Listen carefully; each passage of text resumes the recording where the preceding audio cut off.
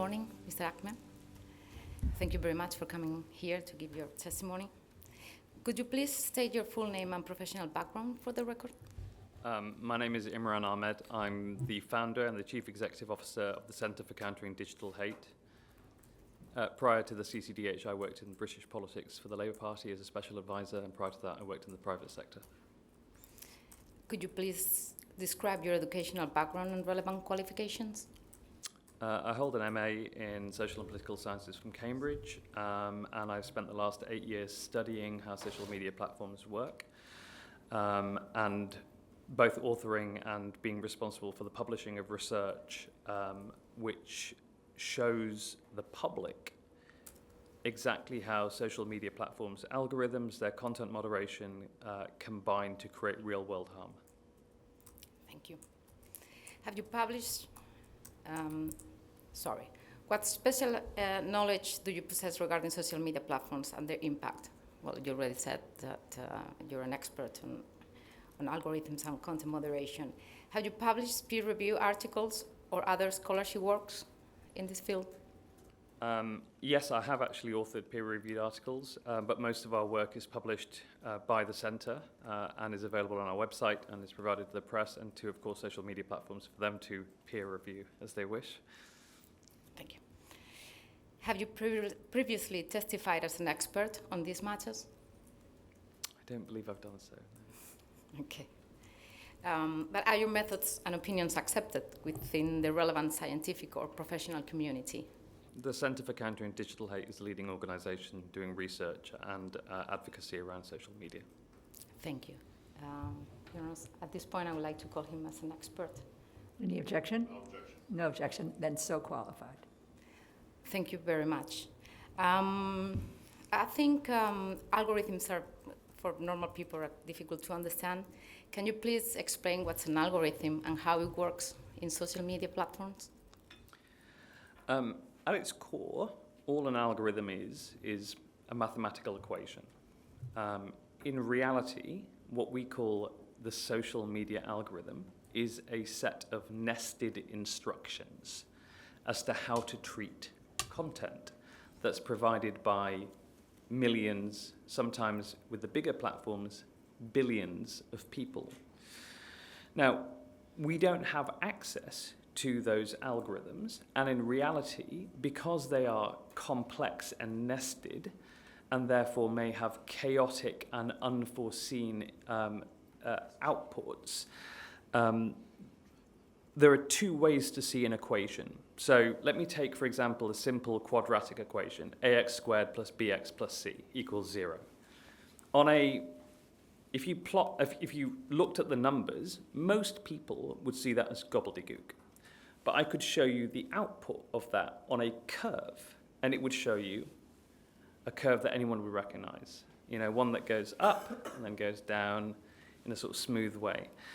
And in one respect, what we have to do as researchers, because we don't have privileged access to the algorithms, is to try and understand what are the outputs from that equation. What is it actually doing in reality? And it's not just us that has to study it that way.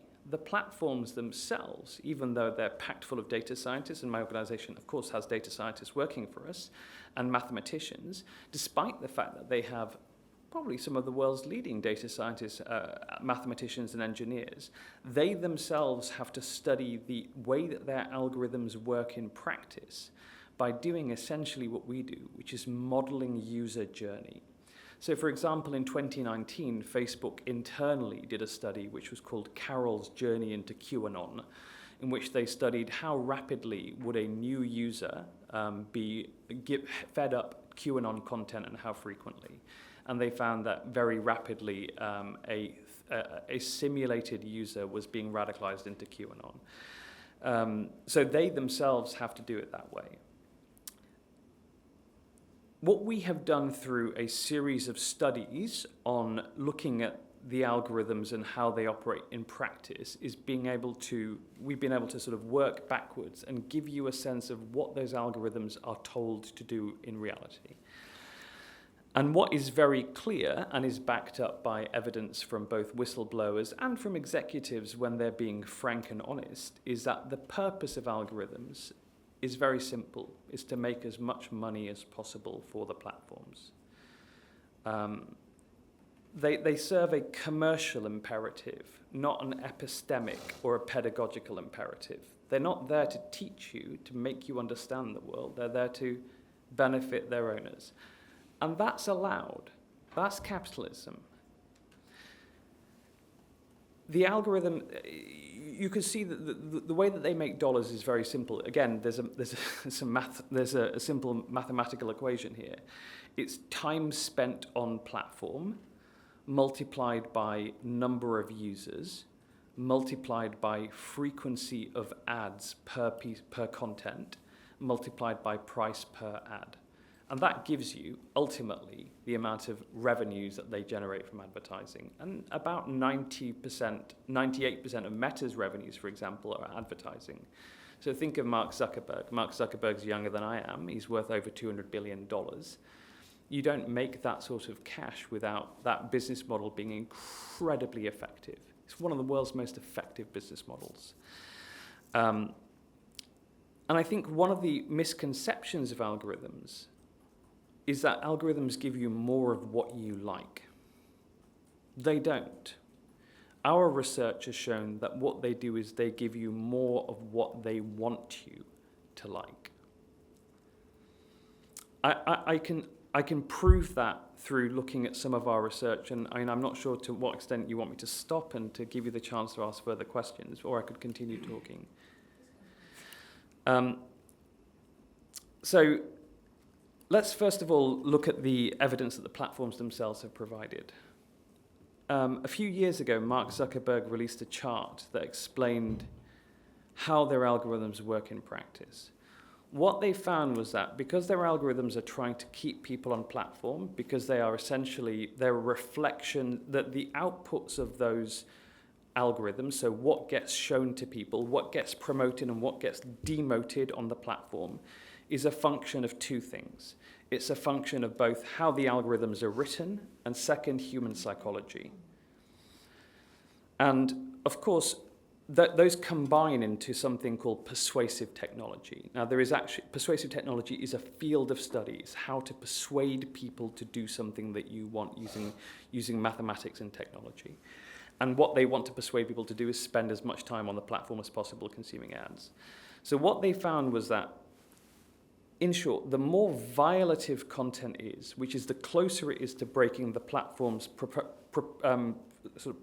professed rules, the more engagement they get. So the curve goes like this. It's fairly flat as it's low to medium violative, and then as soon as you get to breaking the rules of the platform, suddenly engagement shoots up.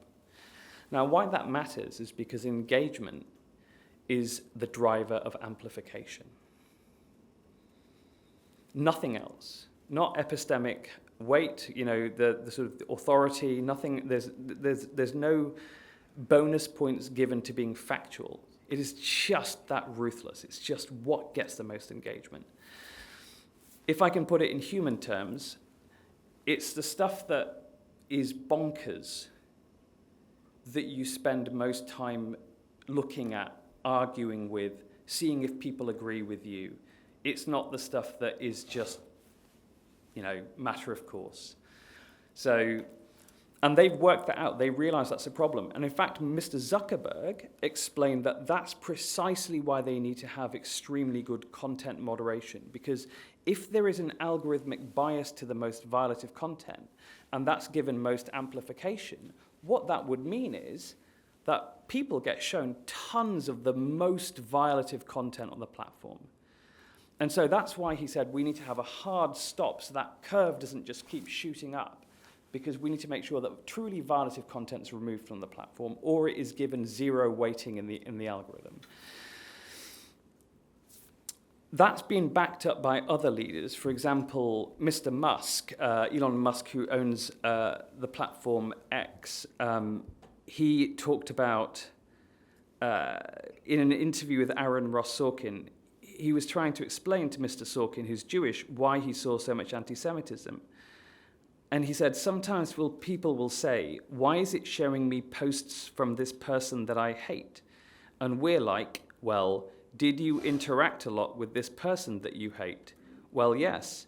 Well, therefore, thinks that you want to interact more with this person that you hate.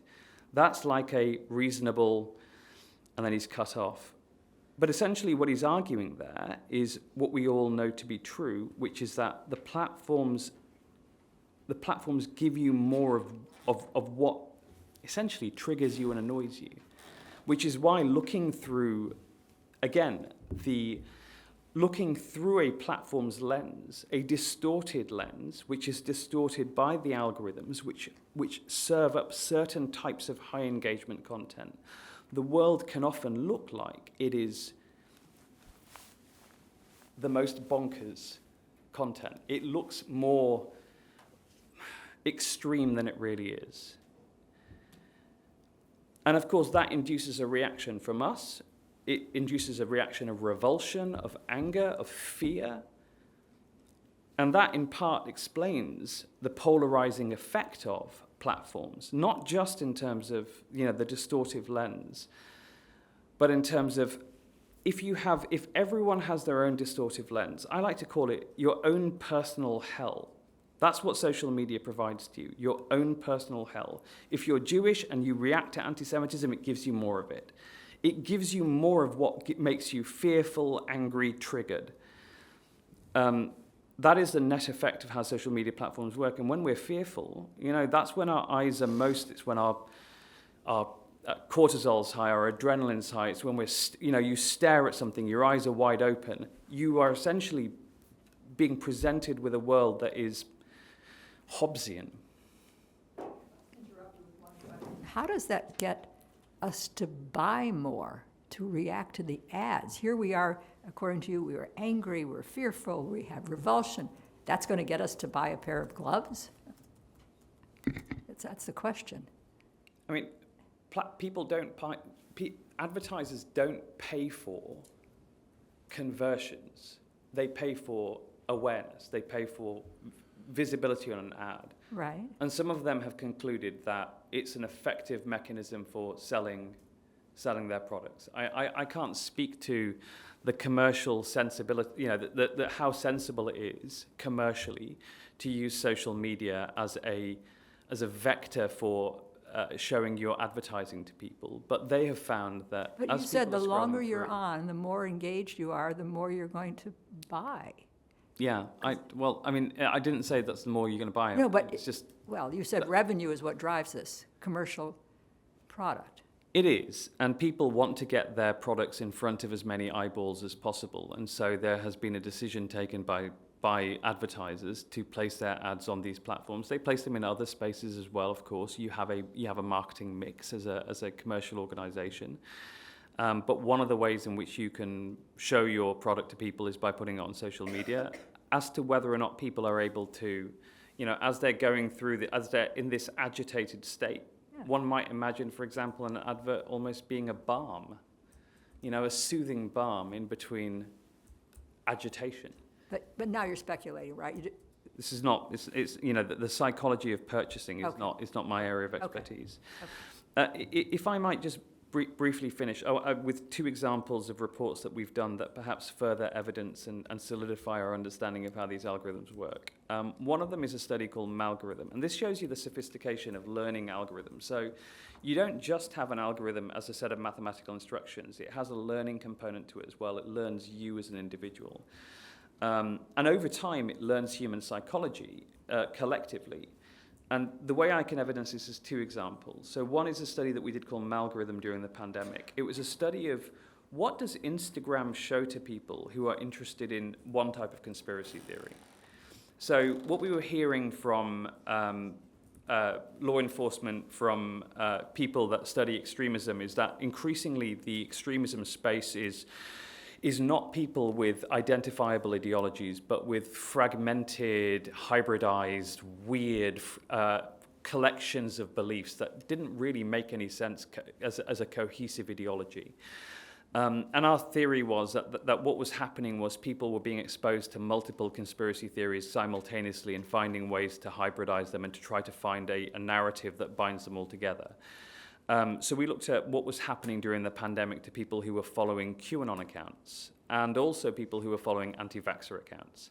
So in short, what we found was that if you were following QAnon and anti-Semitism accounts, the algorithm would heavily recommend anti-vax disinformation to you. If you were following anti-vax disinformation, the algorithm would heavily recommend anti-Semitism and QAnon content. Now that's because collectively over time, what the algorithms and the machine learning has learned about human beings is that people that have a high level of epistemic anxiety, that is, they feel not just that they don't know what the truth is, but they feel it's increasingly difficult to work out what the truth is. They find it difficult to work out how they can get the certainty that they so crave. That those people are prone to conspiracy theories. And that once you but the problem with conspiracy theories are that they are superficially satisfying. They're like a Big Mac. Once you've had a Big Mac, you need another meal. You may not know that, but I still eat junk food. I apologize. But you've got this Big Mac in front of you of one conspiracy theory. You start looking for more and more to actually satiate you. And because fundamentally conspiracy theories are based on a leap of faith, they never give you that absolute certainty that you want. So people look for more and more conspiracy theories. They spiral, as we see from the outside, but what they're really doing is searching for more and more information to give them the certainty that they so crave because of their high levels of epistemic anxiety. So you can just shove anything into that mix and it starts to fill in gaps in their understanding. And that's what the algorithm was doing. It was actually cross-fertilizing different conspiracy theories and extremisms, creating new hybridized extremisms. You can see that in the evolution of the far right to become increasingly misogynist. So, the Proud Boys being an example of the first extremist group from the digital era, which isn't just, neo-Nazi. It's not just racist. It is racist, misogynist, and traditionalist in its own view. So they describe themselves as white male chauvinists, not as white supremacists, which is really interesting. The other example is something like the Great Reset theory, which was generated during the pandemic. So that was a combination of old New World Order conspiracy theories, QAnon, plus anti-vax disinformation. And so you can see how these new sort of ersatz ideologies emerge through the hybridization and cross-fertilization process. The second example I'd give from a piece of research that we did is a piece of research that we did called Deadly by Design. So this shows again how algorithms have learned. We set up accounts as 13-year-old girls in 4 different countries, the US, UK, Canada, and Australia, on TikTok in order to study what it is that algorithms recommend to those young girls. So what we found was that in the first half an hour of setting up an account as a 13-year-old girl on TikTok, within 2.6 minutes, those accounts were being served self-harm content. Within 8 minutes, they were being served eating disorder content, every 39 seconds on average. And let me give you an example of self-harm content. It'd be a video of a razor blade set to maudlin music with the words, "I miss the touch of you on my skin," appearing in words around the razor blade. So that was the kind of content that was being served up in the first few minutes on TikTok, because they know that young girls are more likely to have an eating disorder or to have some degree of, existential anomie or whatever else that may make them feel bad about themselves. They may have depression. What's the intent? What's the purpose? Why would the social media company want to do that? Because they've worked out that once they've identified you as someone with an eating disorder, they can put you into a community of people, of content creators, who produce content about eating disorders. So they're all linked by hashtags, and it is a community. You form communities, and you grow communities of people that have eating disorders or self-harm problems who discuss with each other how they can be buddies to help each other to stick to a 500 calorie a day diet. But you spoke about capitalism. How does that further their profit motive? Well, I mean, I'm truly confused. I'm asking Because, a serious but, question. no, but at the very simple level, the Yeah. algorithm's worked out that it does. Oh. The algorithm is ruthlessly studying what keeps people on platform. Yeah. What they are describing is the mixture, as I said, of mathematics and human nature. And that might force us to confront uncomfortable truths about human nature. But the mathematics doesn't care. There's another element to this as well. So let me show you that the second element to this was that half the accounts that we set up were called a girl's name, like, say, Susan. The other half were called Susan Lose Weight. Because there's evidence that young people that have mental health problems or self-harm problems or eating disorders, that they will put that in their bio or their username. The accounts called Susan Lose Weight in the first half an hour received 12 times the amount of self-harm content. 12 times in the first half an hour of setting up a new account on the algorithmically generated For You feed. Now, what the algorithm is doing is, and this is where, this question that you ask is why would you do that? I wouldn't do that. You wouldn't do that. If you and I saw a 13-year-old girl that said, I feel that I'm fat and ugly, we'd say, sweetheart, you are perfect as you are. We'd try and find the words. I'm a new father, so I'm not experienced at trying to deal with of a young girl. I'm not experienced at dealing with teenage girls yet, but I will be eventually. We would shower them with love, affection, kindness, understanding. We'd try to help them. The algorithm doesn't think like that. It just thinks, how do I know now how to addict this person. If this person, Susie, lose weight, I know what she wants. I know what's going to keep her on the platform. I'm going to give her what she wants. Are you trying to say that the brand visibility which ads attract, the capitalism would be, I would say encouraged because the brands are ready to pay for visibility, even if they don't land up in a sale to a user? In Sarah Wynne Williams' new book, the new expose, which I read on the flight over from Montreal a couple of days ago, she explains that Instagram knew that when a young girl posts an image and then deletes it when she starts drafting a message with an image of herself, a selfie, and then she deletes it, it's usually because she's worried about how she looks in the picture. It's why I don't like taking photos. I don't like the way I appear in them. So what they would do at that moment is target them with a beauty ad. Your Honors. At the moment, when they are showing signs of vulnerability and unsureness about showing their image to other people, in that moment, they'd calculated, we can sell that moment of doubt, of vulnerability. Let me hear counsel, yes. With all respect to the court and to the witness, I will move to strike this entire portion of testimony that goes to inducing self-harm and endangering young women. It does not belong to the count that we are debating today, which is extremist speech, Right. hate speech, and the impact on democracy. Those are very serious issues that must be put forward and where defense is appropriate. So I'm not prepared to defend. No, so I appreciate your objection, but I think he was trying to explain to us what creates addiction, and addiction creates engagement, and engagement then creates the time spent, and he explained that that's one of the elements in the algorithm. So it was in response to our questions that this came up, but I appreciate your point, and I'm sure we'll take it into consideration when we deliberate. All right, let's continue. Your Honor, Yes. If I could just respond Sure. to the defense counsel Sure. as well. I meant yesterday at the outset to explain that we are not able to choose the lineup of witnesses. And so some of the witnesses that are going to be giving testimony on all of the days are actually giving testimony towards a different topic. All right. So I meant to say that yesterday, and I apologize for not leading with that, but that is unfortunately the circumstance. Well, the good news was the objection was overruled. If I could bring that TikTok example back then to extremism, when we did the same experiment with young boys, we found that within 2.4 minutes they were being served up without any indication apart from there's no other information that the platform had beyond that they're a 13-year-old boy.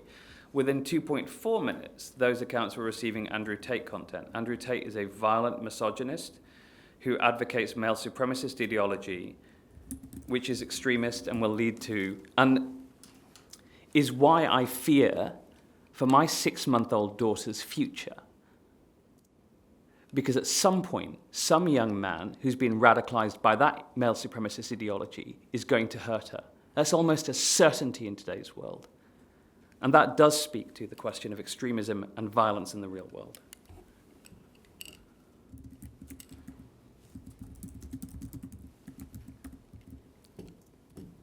We interrupted you. Do you have I'm more done.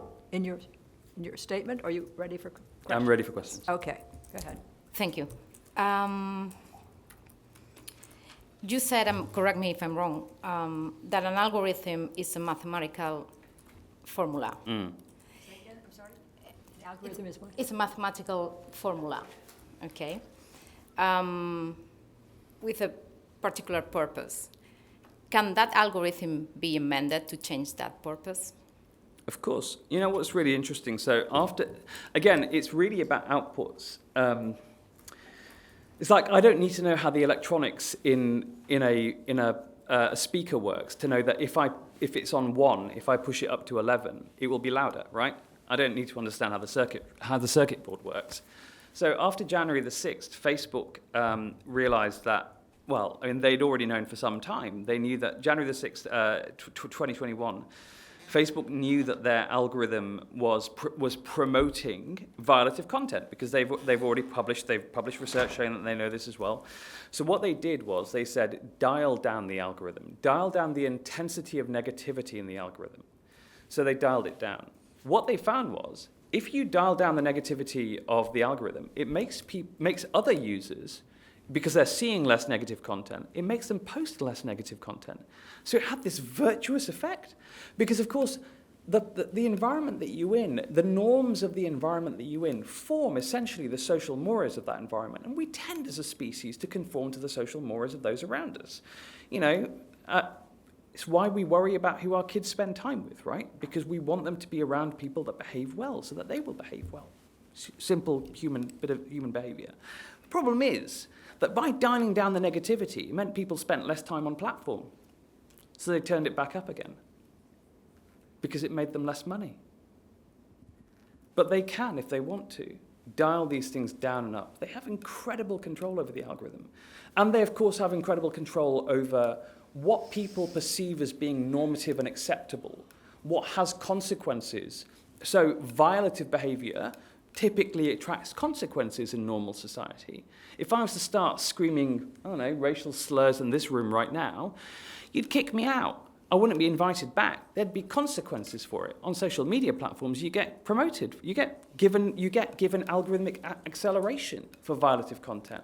If it's a profit-sharing platform, like X, for example, or YouTube, you get paid for it, which is bananas. So you've got every incentive in the world to behave as badly as possible. So, of course, it's the social mores, it's the rules and how those rules are enforced, the community standards of the platform that combine. So, of course, there's complexity to it. There's human psychology, there's the algorithms, and then there's the social mores that are promulgated by the platform themselves through their community standards and through their enforcement of those community standards as well, that combine into the experience that we all have on social media. Thank you. So let's move on now to content moderation. Yes, ma'am. Can you please explain how content moderation works in social media platforms? So there are, let's break this down. There are 3 types of content moderation, in short. There is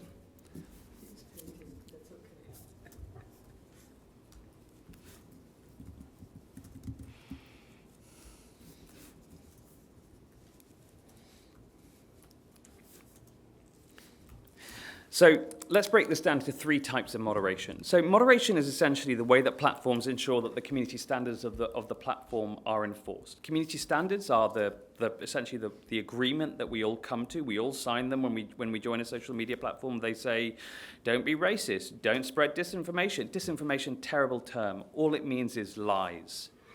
And where they become really pernicious and really dangerous is when those lies can cause human harm. Whether it's extremist lies, the lies that underpin hate and lies are inextricably interlinked. You could take the best examples from anti-Semitism, right? The blood libel 2 millennia ago, the protocols of the elders of Zion in the last century that informed Hitler's ideology, today the Great Replacement theory. They've all led to loss of life. Most recently with the Great Replacement theory at the Tree of Life Synagogue in Pittsburgh, but a version of which took the life of my colleague Joe Cox, MP, which is why I started this work 8 years ago. There are 3 types of, and those rules, those community standards, they are my responsibility as a user to observe them, but then where there is a responsibility for the user, there is a corollary expectation that others will abide by those rules. So there is a right attached to that as well, to expect others to abide by those rules and for someone to enforce those rules, which is the platform. And the platforms say that they try to enforce those rules. The reason that Mr. Zuckerberg published that chart showing that the natural state of the algorithm is to promote people with the most violative content is to say, that's why we need a hard line here to stop it from overwhelming our platform with violative content, increasingly violative content, the most violative content. We need to have strict enforcement. We need to have strict content moderation. That was his explanation for why it was necessary. Over time, the platforms have developed 3 essential buckets of moderation, of what they call content moderation, which is just enforcing the rules. So they have AI-assisted pre-moderation. And this is what they say is the most important. They say most of the violative content never reaches the platform. They claim. We can't prove that. They don't give us the evidence for it, but they say it's 97% of their moderation is actually done as AI pre-moderation. The second bucket is active human moderation. So there are moderators whose job it is to look for this kind of content, to study bad groups, people that we know are serial producers, and to ensure that those feeds and that content is removed from the platform or is given a 0 rating in the algorithm, so it's not seen as many people, it's not given the benefit of algorithmic amplification. And the third is reactive human moderation, which is responding to user reports of malignant content. It is really hard for us to study AI pre-moderation and tell you how effective it is.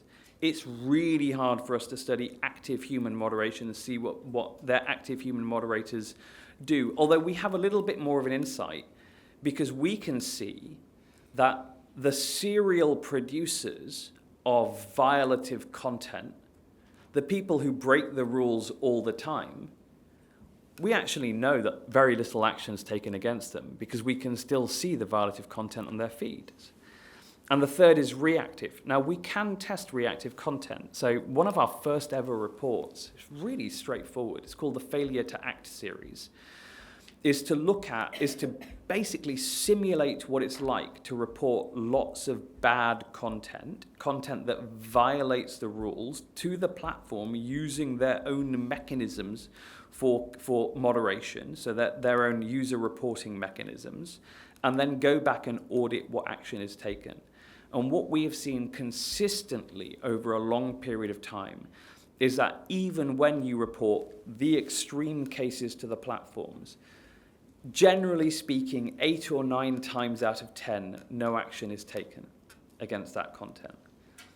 Or no visible action is taken against that content, which shows that overall, I mean, we can't tell you whether or not the AI pre-moderation is effective and genuinely whether or not it takes out 97% of the violative content, but we can tell you that the reactive human moderation has always been quite poor across all platforms, and that the active human moderation somehow manages to miss things that my team of 30 people can find like that, despite all their purported efforts towards this goal and the money that they claim that they spend on this goal. At this point, could you please clarify When you said AI-assisted pre-filtering or Yeah. even pre-publication, do you mean that a single post is screened by the AI and stopped from being viral?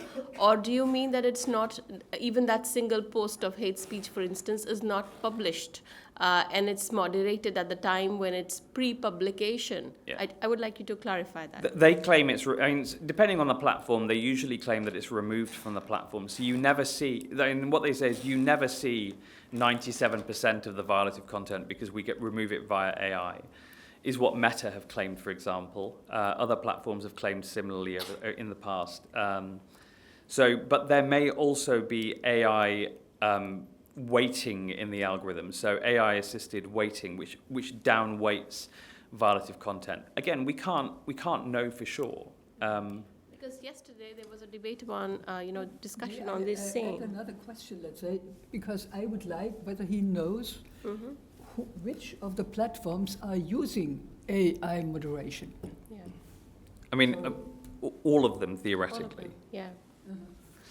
But, AI is magical words, aren't they? They're magical letters. Like, we put them before things and people start thinking that somehow it's more intelligent than human beings.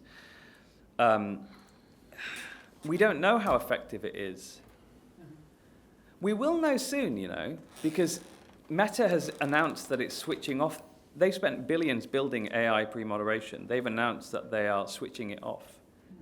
Now, we know that 277 million pieces of content by Meta's own numbers were removed from the platform for being violative using AI last year.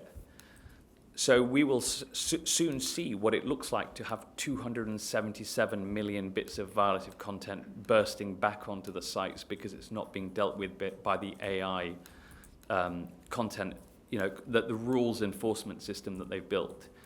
And they're saying that we will have to rely now on reactive human moderation. So they're saying it's your job to look at this stuff that previously was removed by the AI and either report it to us or add a community note to it. I'm not sure how you're meant to add a community note to something which shows Jewish people with cloven hooves and swastikas on their foreheads. And I'm quite curious to understand when it comes to AI, Yes, ma'am. whether they test the AI methodology or the algorithm based on bias or other kinds of equality, justice, and other parameters. Do they ever test their own algorithms for these humanitarian values or fundamental, value system? Because we know that there are cases, for instance, Amazon recruitment AI had a flaw in it, whereby they realized it over time that they were screening applications from candidates who wanted certain recruitments in their organization, and they realized that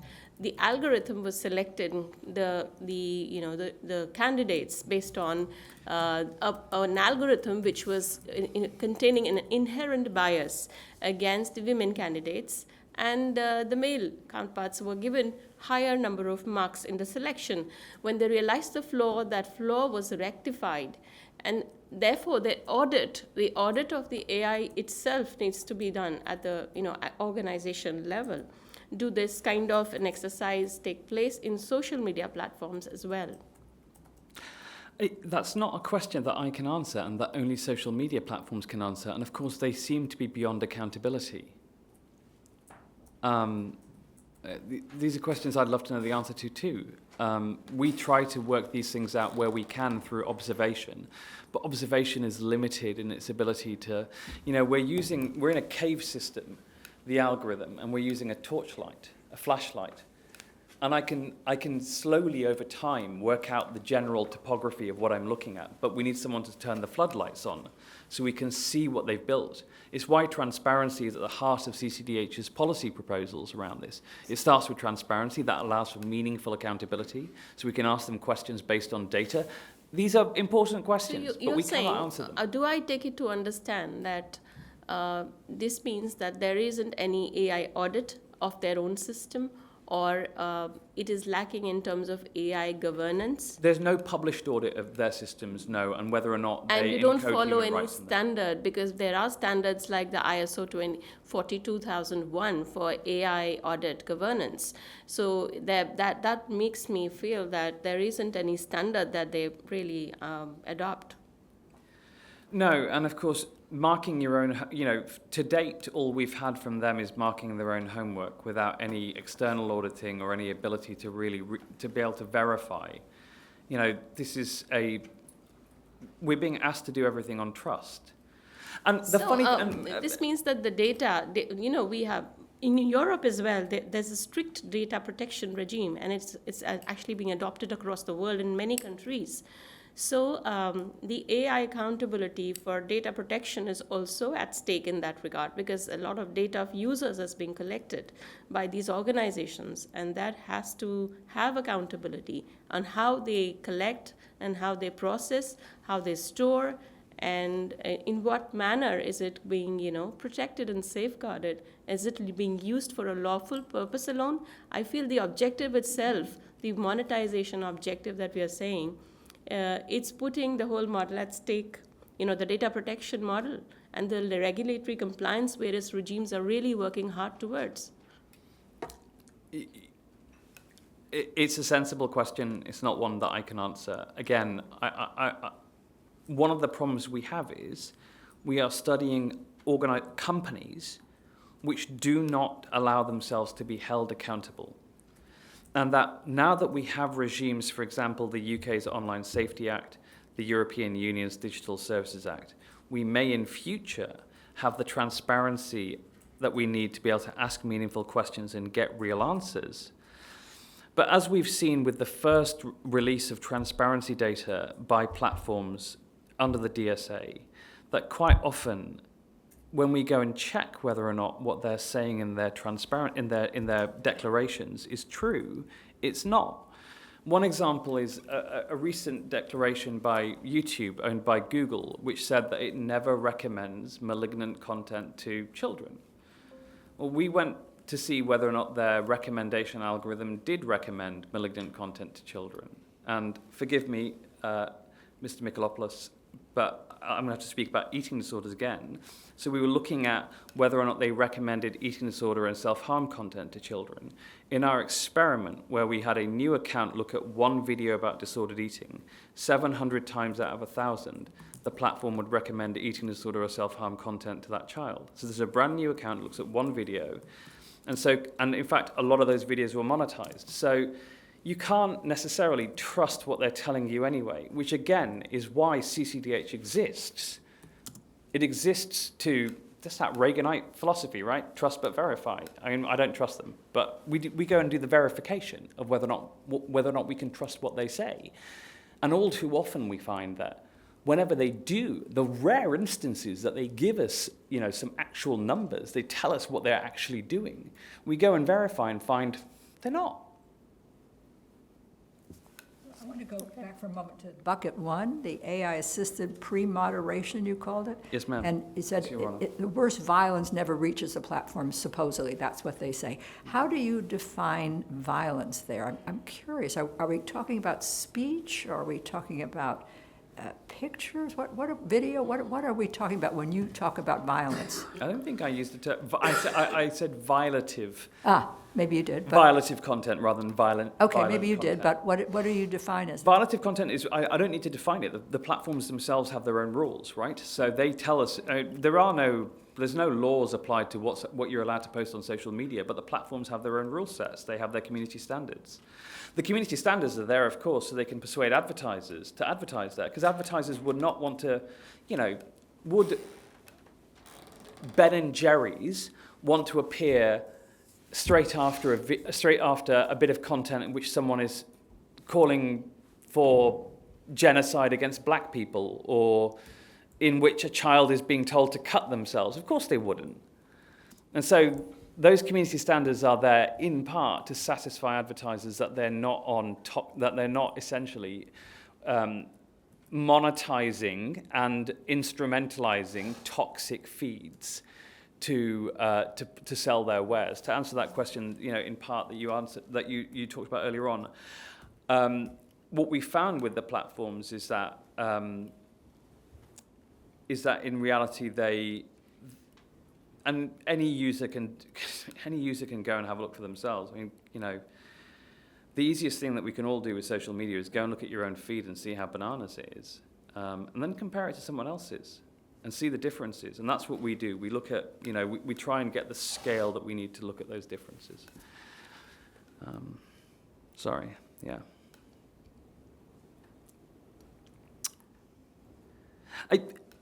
If I may make a point which is salient to both of those, I think one of the issues that we have here is quite often there is a desire to quantify that which is unquantifiable because we don't have access to the data. And that's a deliberate thing. I'll give you an example from a research report that we did that really got us it got a lot of attention. We did a report a few years ago called Disinformation Dozen, Studying Anti-Vaxxers. We found that 12 individuals were responsible for creating the content that comprised 65% of shared anti-vax content on social media at the time. So 12 people, 65%. We called the report the Disinformation Dozen. One of those people was Robert F. Kennedy Jr., who's now the Secretary of Health and Human Services in the United States. That report, Meta pushed back on when we released it, saying it's utterly nonsensical. They said it's ridiculous to say that 12 people are producing 2/3 of the content that's shared on our platform. Turns out, Frances Haugen released a report, who was a whistleblower from Meta. She released a report showing that on the very same day our report came out, they themselves had concluded that the vast majority of violative content is produced by a tiny number of users. And that they knew that this was a serious problem for them, that essentially a small number of bad actors were toxifying the entire platform and weaponizing it into a tool of real damage. I mean, the disinformation about vaccines has led to countless deaths, not least in the pandemic, where Microsoft AI and Johns Hopkins University calculated 200,000 Americans died unnecessarily that could have been vaccinated but chose not to, went on to catch COVID and died as a result during the pandemic. But we've seen just in the last few days the damage that's being done by anti-vax, with deaths occurring in Texas. I know that close to where I live in Maryland, there's been the first case, and of course that's on every parent's mind right now. It should be on all of our minds. But we need to be able to the platforms always claim, well, CCDH did that. They had a tiny number of data points. It was about 1 million data points that we looked at. They said it's a tiny number. There's billions of users of Facebook.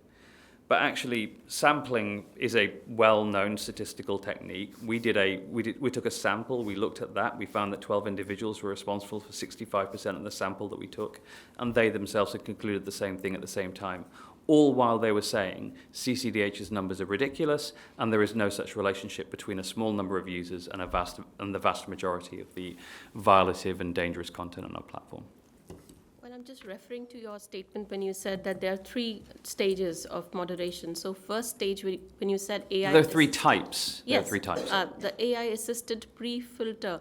At what stage is this done? Whether... I'm not so clear on whether it is done after a post is published or is it pre-publication?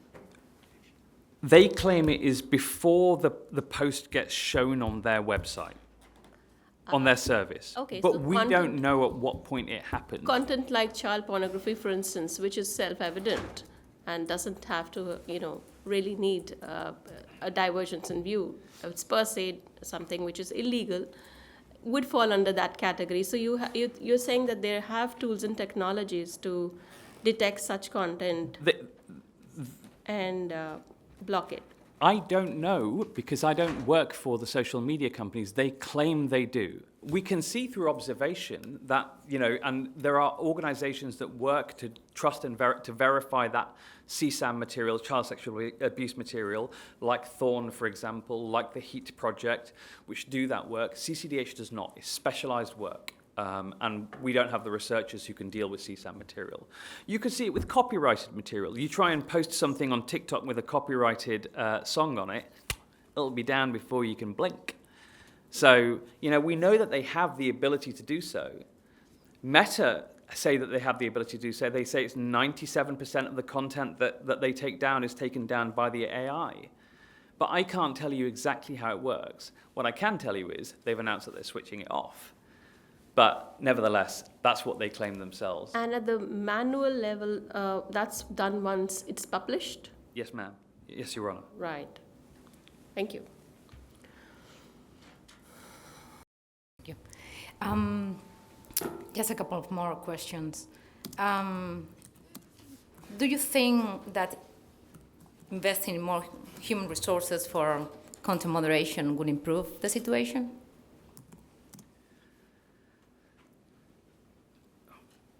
Logically, that would make sense.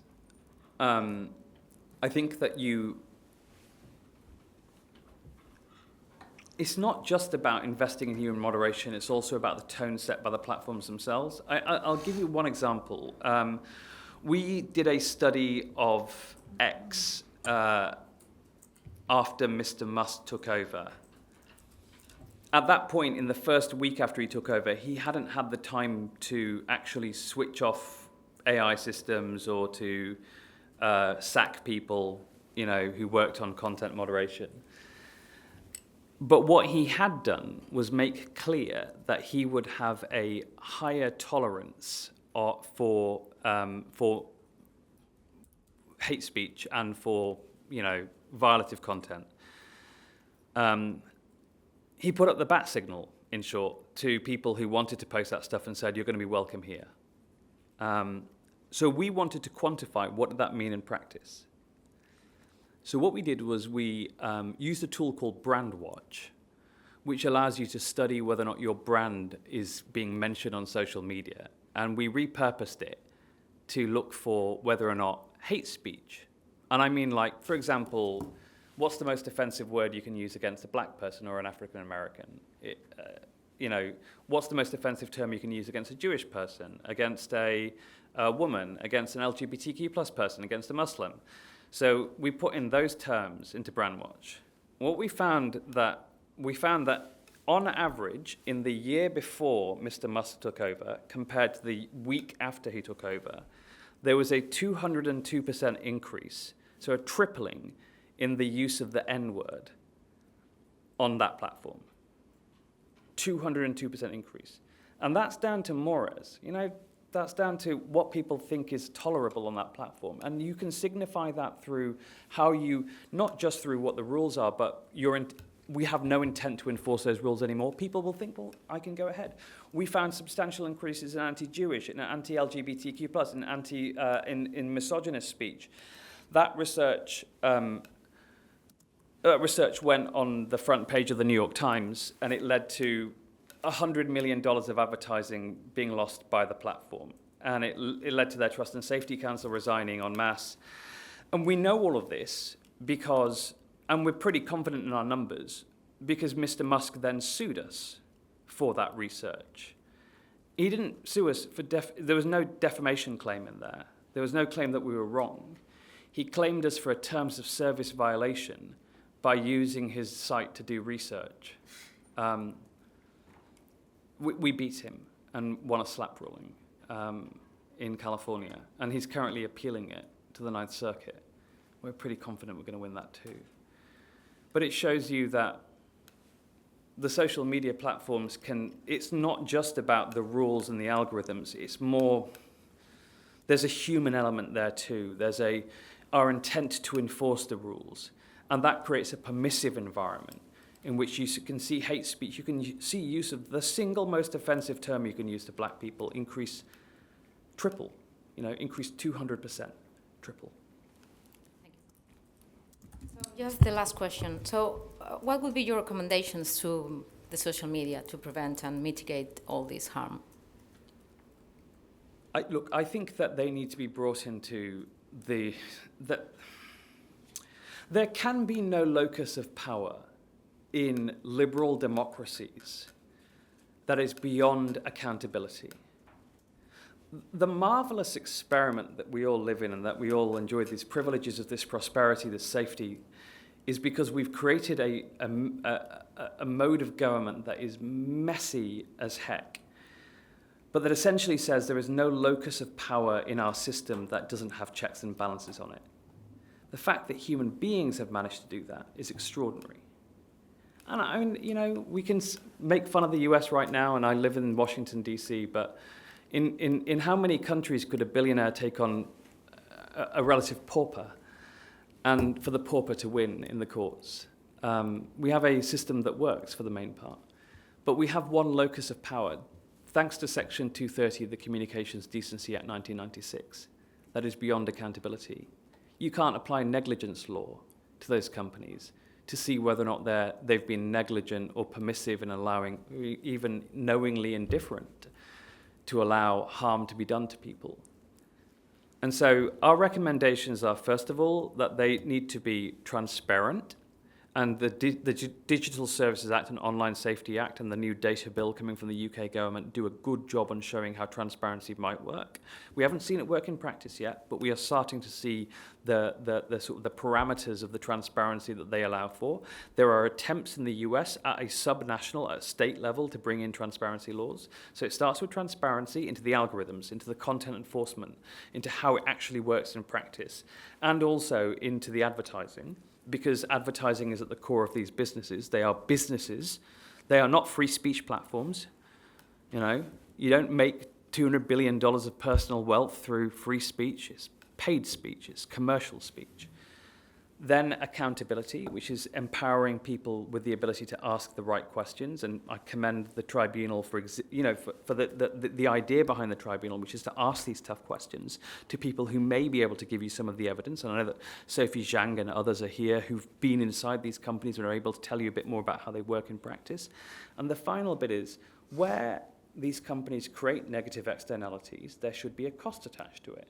That is the simple theory behind regulation, and how we've created, you know, how consumer rights are enforced. My office is in DuPont Circle, where Ralph Nader, you know, turbocharged the consumer rights revolution in the United States.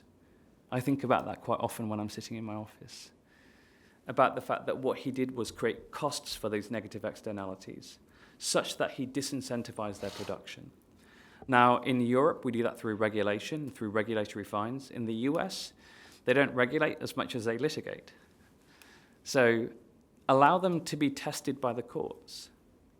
And that's why we believe that we need to have reform of Section 230, whether that is removal of Section 230, as Joe Biden and Donald Trump advocated for prior to the last election, or it is a knowing indifference standard to be inserted into there, that would actually allow for, at a certain level of negligence or knowing indifference, for torts to be brought before the court.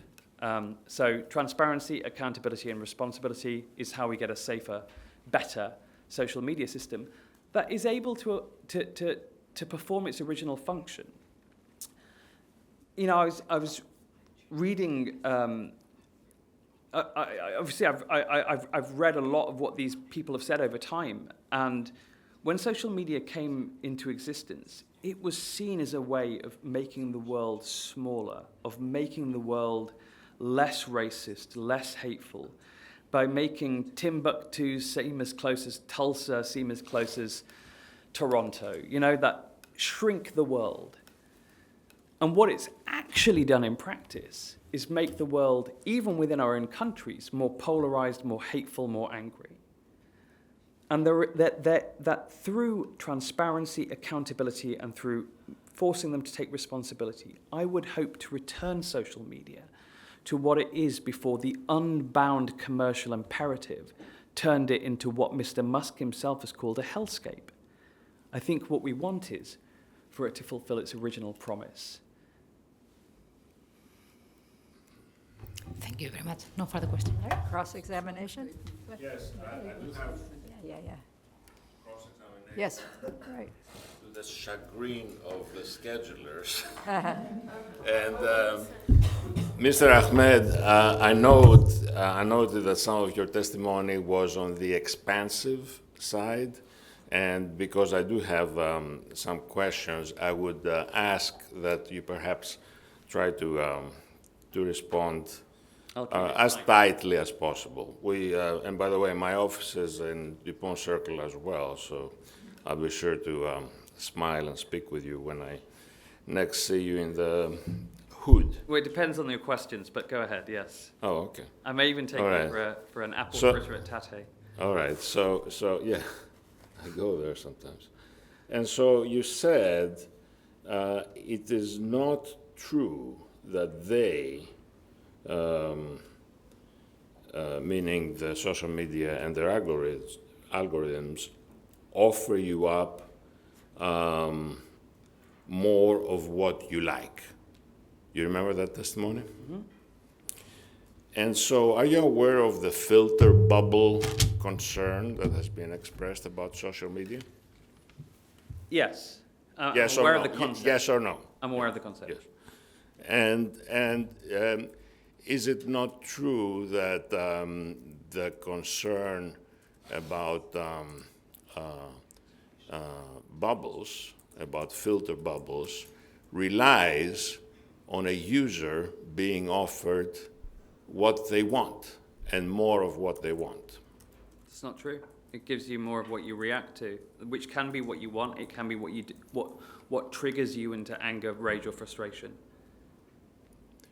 Well, then the bubble includes your opponents, does it not? A computer can't see inside your brain. It can't tell you what you like. A computer can tell you what you react to. Yeah. It can also tell you how long you stop on something. You know, your eyes, as you're tracking down, you stop for a few moments. It takes that as an indicator of engagement. It's a very smart indicator of engagement if you can program it. But yes, that's what it gives. That's not what I'm asking you about. So if I consume a lot of Newsmax, and if therefore I receive more of Newsmax content, am I in a bubble or not? You could just be on the Newsmax website. I mean, Am I in a bubble or not? I don't know how to answer that question beyond maybe, but maybe not. I have a question for the council. I'm sorry, but I don't know the phrase filter bubble concern. Could you tell me what you? Yes. Let me sort of and rephrase the question as Well, well. no, maybe you should tell us what you mean by filter bubble concern. I don't know the phrase. The concern has been expressed that because the algorithms of social media give users more of what they want, Right? they create bubbles where people in one bubble do not understand the thoughts and views of people in other bubbles. All right, thank you. So I go to Drudge, Yeah. I get more Drudge. Right, I go to CNN, I get more CNN, understand and now. the twain shall never meet. thank you. Yeah. Yeah. And my point, the point I was trying to raise is that if it's not true that social media give you more of what we want, then we do not have the filter bubble problem. You next said, Mr. Ahmed. Sorry, that's you. There's No, no I- question. hold on. You could not conclude that from the words that I've given you. Please, I mean, please don't put words into my mouth. I did not say that there is no issue with filter bubbles. What I said is that the filter bubble is that it's not about what you want. It's about what you react to and engage with. And that quite often means what you are is in a bubble of what you are shown, what is privileged in the algorithm, by the algorithm, in your feed, is the most extreme content. Whether it is the most extreme content on the side that you are on, or the side that triggers you into anger, rage, and frustration. Mr. Ahmed, I was putting words in my mouth. Splendid. But I'm noticing the anguish in the eyes of Melissa there, so let me proceed. You then said that, no, they're not giving you more of what you like, but they're giving you more of what they want you to like. Mm-hmm. Do you remember that? Yeah. And this is not really different from a TV network that serves you a Ford Thunderbird ad, is it? completely agree with you. It's not. It's very similar to what happens in the highly regulated broadcast media market. And so, Highly regulated, accountable, transparent, and subject to negligence law and every other type of law out there. Yes, you're all right. right, well, let me proceed with my question. And so NBC wants you to like Ford, and Ford wants you to like Ford and buy one of their cars, right? But then you said social media want you to have more of what triggers and annoys you. And that's after having said that they want you to have more of what they want you to like. How are both true? I literally said they don't give you more of what they want you to like. They give you more of what they want you to like, of what they want you to like. They want you to spend time viewing content that leads to you spending more time on the platform. So they feed you more of what they think is in their commercial interests. So you said that they want to give you more of what they want you to like. Sure. Correct? But you also said that they want to give you more of what triggers and annoys you, Yeah. right? But what triggers and annoys you is not what they want you to like, is it? It's what they want you to react to, what they want you to spend your time doing, what they want you to, I used to work for the Labour Party in the UK, and every morning I would listen to right-wing talk radio, just because for some reason I wanted to know what the other side was saying. It would get me, I'd call it rage fuel. It would give me the energy I needed to go through the entire day of doing a 16-hour day in Parliament without complaining. Yeah.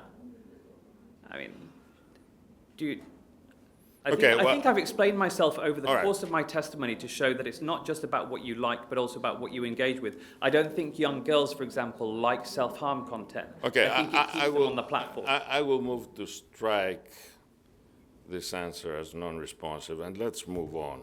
And I would like to a little bit elaborate on a question that you asked, Judge, which was, why does this create opportunities for more ads to be sold and for more profit to be made? Could you explain this?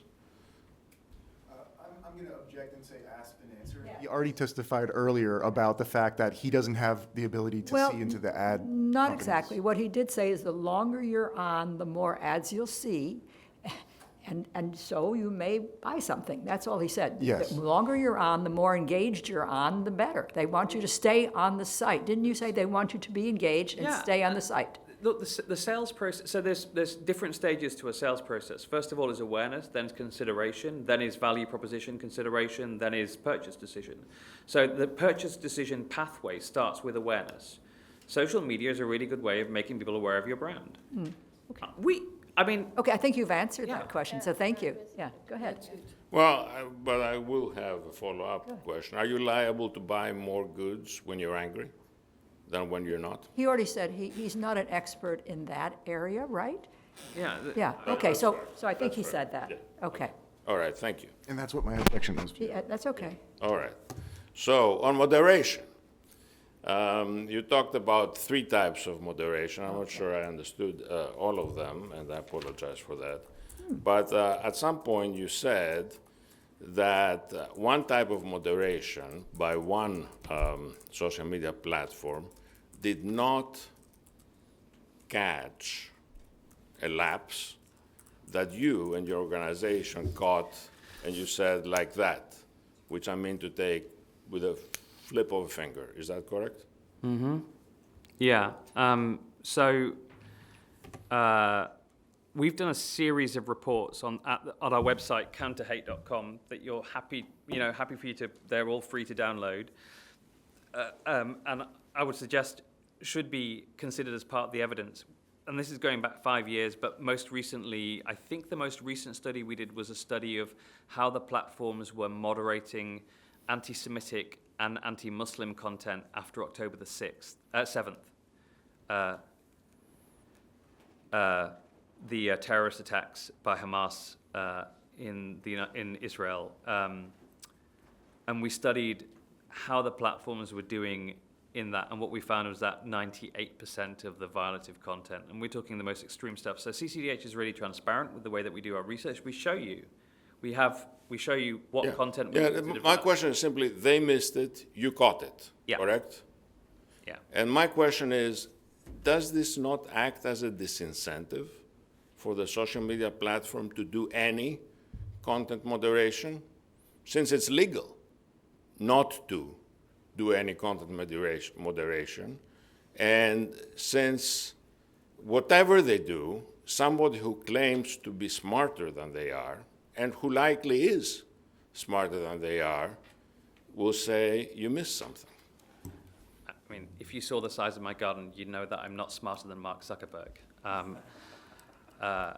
I've never pretended to be, and I'm not, by any objective measure. I think it's rather perverse for you to say that it's a disincentive for platforms to do their work properly, that some people are looking at their work and saying they're doing a terrible job at it. You're not objecting to the fact that there's no legal obligation to undertake voluntary moderation. I'm absolutely clear that in the United States, there is no legal obligation to do so. There are commercial reasons to want to do so and to be seen to do so, which is why platforms claim to do so. And what we found in our research is that their claims do not marry up to reality. Yeah, and when we have published research showing that their claims don't marry up to reality, they either cause liars or sue us. Okay, let me stop you there, because you agree that the U.S. doesn't require it. Are you aware, are you not, that the Digital Services Act, Article 8 of the Act, similarly does not require voluntary moderation? That's your interpretation of it. No, do you agree with it, is this question? Do you agree with that? That the DSA does not require content moderation? That is not my understanding of how the Okay. DSA will work in practice. Okay, I will submit for the record Article 8 of the DSA, Okay, which should dispel any doubt. You mentioned audits. You mentioned a couple of times that social media platforms are not accountable. Mm-hmm. And you acknowledge, to your credit, that the DSA does introduce and institute an audit obligation. But you presented this as something for the future. Are you aware that this obligation has existed since 2022? sorry, where? Where does it exist? Since In the Digital Services Oh, Act. okay, here. Digital Services Act wasn't promulgated until 2023.